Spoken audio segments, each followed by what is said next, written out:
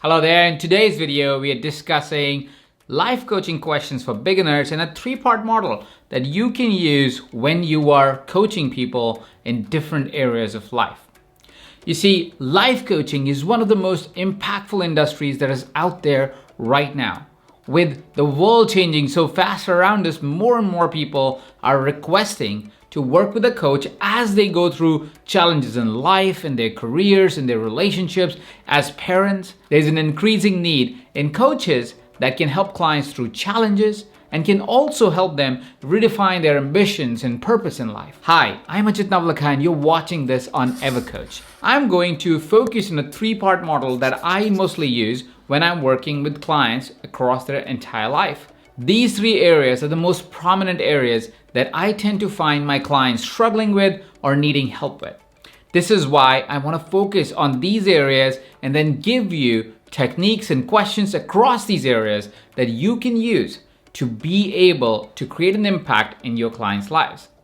While I'll be suggesting questions, do remember the greatest way you can create an impact in your client's life is by being present to the situation at hand, by being present to the conversation that you're having, and then asking more contextual questions. Let's get started understanding the three-part life coaching model that you can use in your upcoming life coaching sessions. The first part is what I call challenges. Challenges are areas in our lives that we clearly identify as challenges.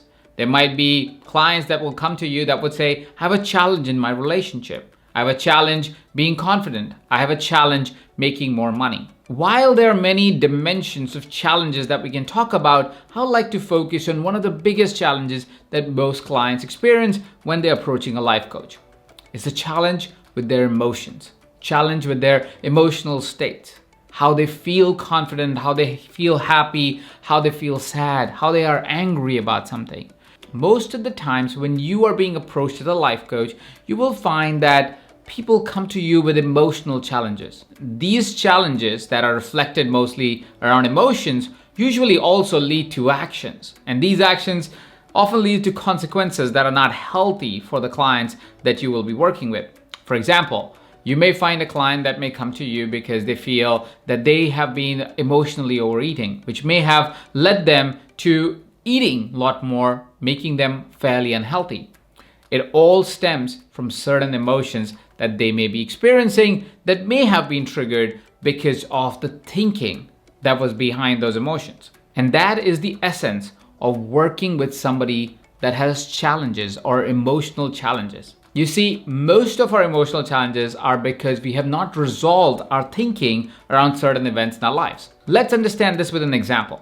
Say Katie is really angry, and Katie is really angry at Mark because Mark again did not put his dishes in the sink. And so they're sitting outside, it's dirty, it smells, and Katie is really mad about it. And because Katie is really mad about it, now she's mad at Jonathan, who's her kid, for no reason whatsoever. She is just mad. Now, Katie being mad has originated not because the emotion just showed up for her.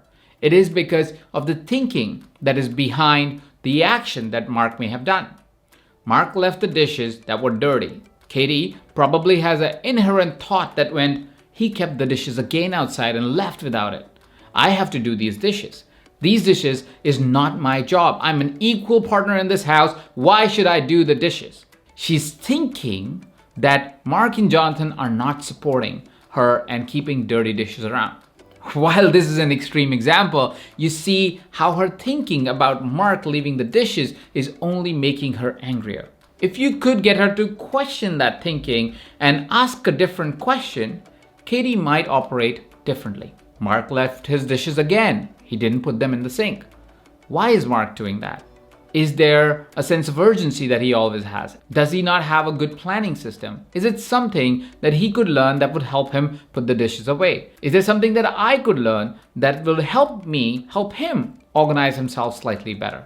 You see, switching Katie's narrative from being mad at Mark to asking the questions that are more empowering, more responsible, and even more thoughtful allows Katie to get into a state of calm instead of anger. And when she's calmer, she has a more solution-based approach.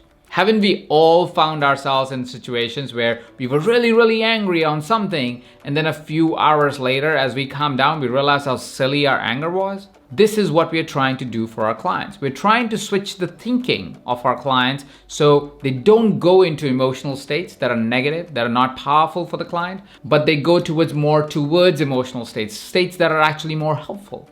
We're trying to help our clients think through any given situation in a slightly different way and showing them that other options are available to think about the same event to cause a different action or a different consequence in our lives. Byron Katie has a method that she calls the work, which is a powerful way of ending suffering, of thinking through what may be happening as events in life and turning them around to something positive. I'm not going to explain Byron Katie's work, but the reason why I refer that is because what I'm going to show you is very much influenced by what the work really suggests. When we are working with a client that is going through a challenge, a situation in life that is causing a lot of pain and suffering and emotional distress in their life, this could be a questioning pattern that you could use to be able to help them look at life, look at that situation, look at that suffering in a more positive context. So let's work through these questions and see how you could help your clients turn around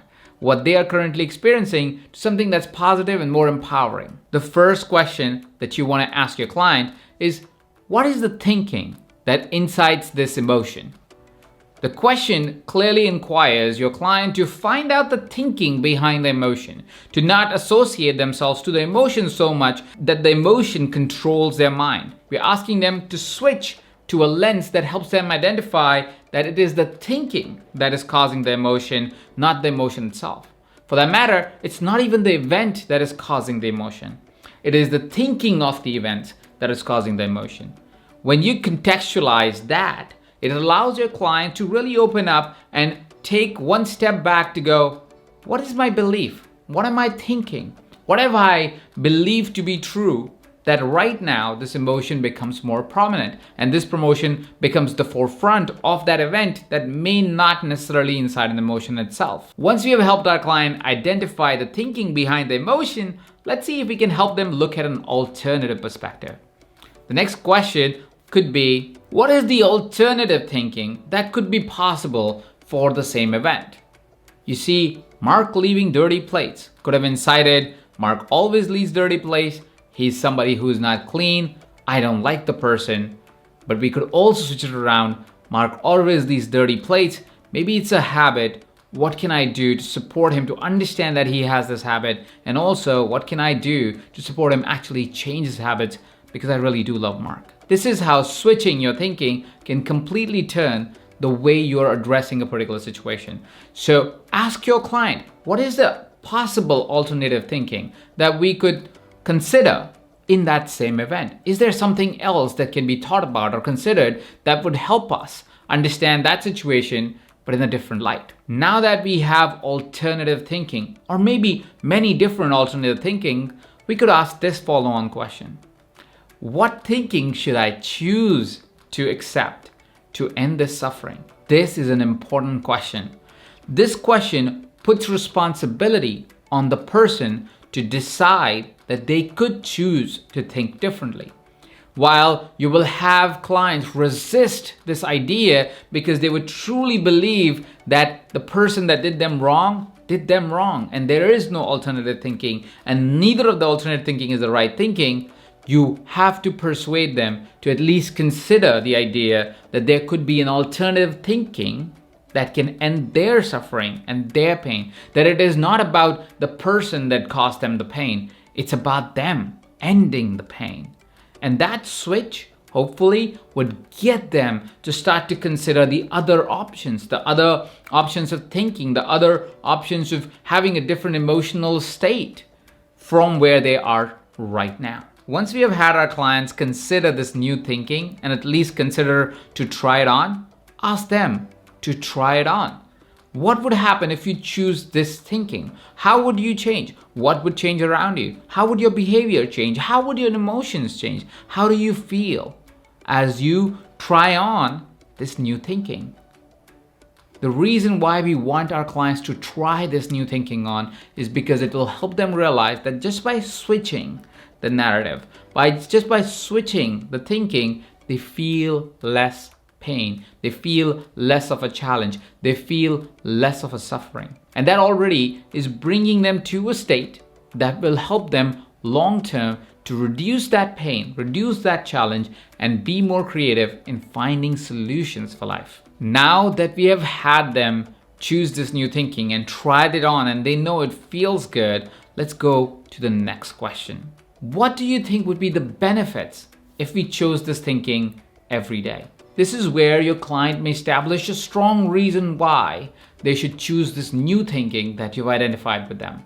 And when they have a strong reason why, the final question and the final step becomes very easy. What is it that we can do every single day to choose these thoughts around these kind of events?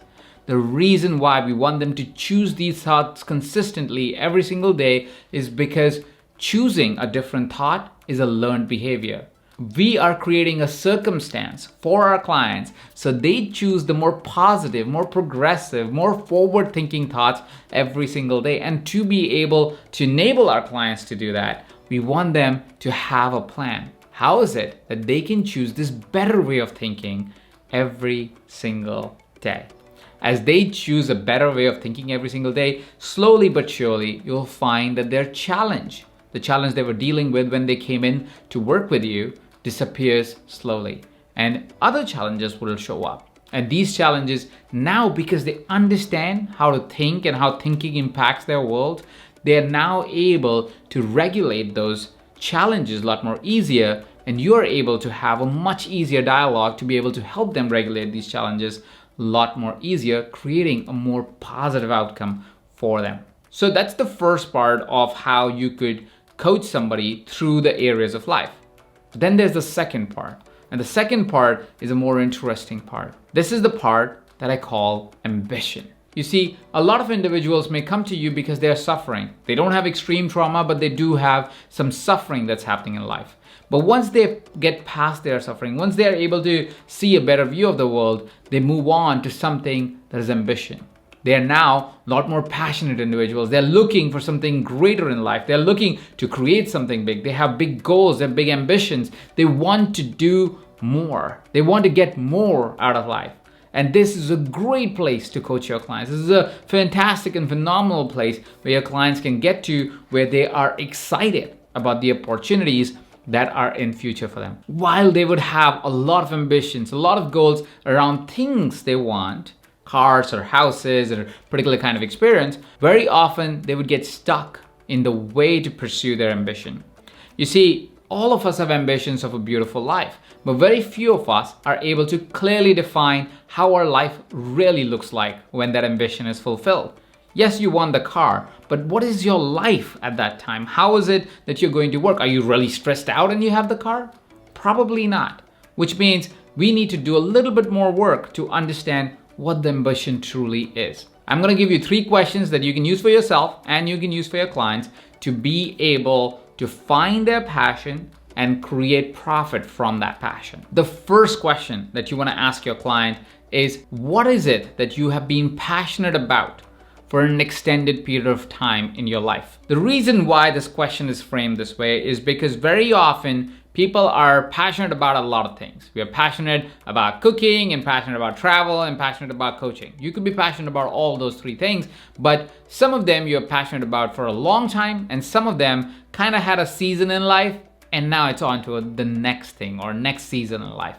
So you want to be able to identify what is the thing that they say, or a few items that they say that they have been passionate about for an extended period of time in their lives. It's not only about now, it has been at least 5 years that they have inquired about it, stayed curious about it, wanted to learn about it, wanted to grow in it, and so on and so forth. So you want to find out firstly, what is that thing that they're really, really passionate about? The second question that you want to ask is, which one of these passions you have actually taken action towards, and while you were taking action, you were so set that this passion is amazing.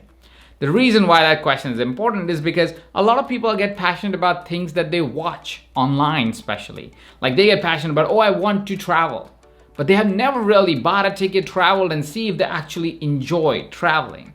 oh, I would love to cook, but they have never really taken a cooking course and tried cooking something. And because they've not taken action, their passion may be ill-informed. Their passion may be informed from a place of just watching stuff and watching other people do something instead of true passion from their own soul. Which is why when I ask them, which amongst these passions have you taken action towards and you found yourself to actually like it for a couple of times, not just once, like for an extended period of time, like we asked in the first part of the question. When they have identified that, now is the time for the third question. Is there a way that this passion can be turned into a profit?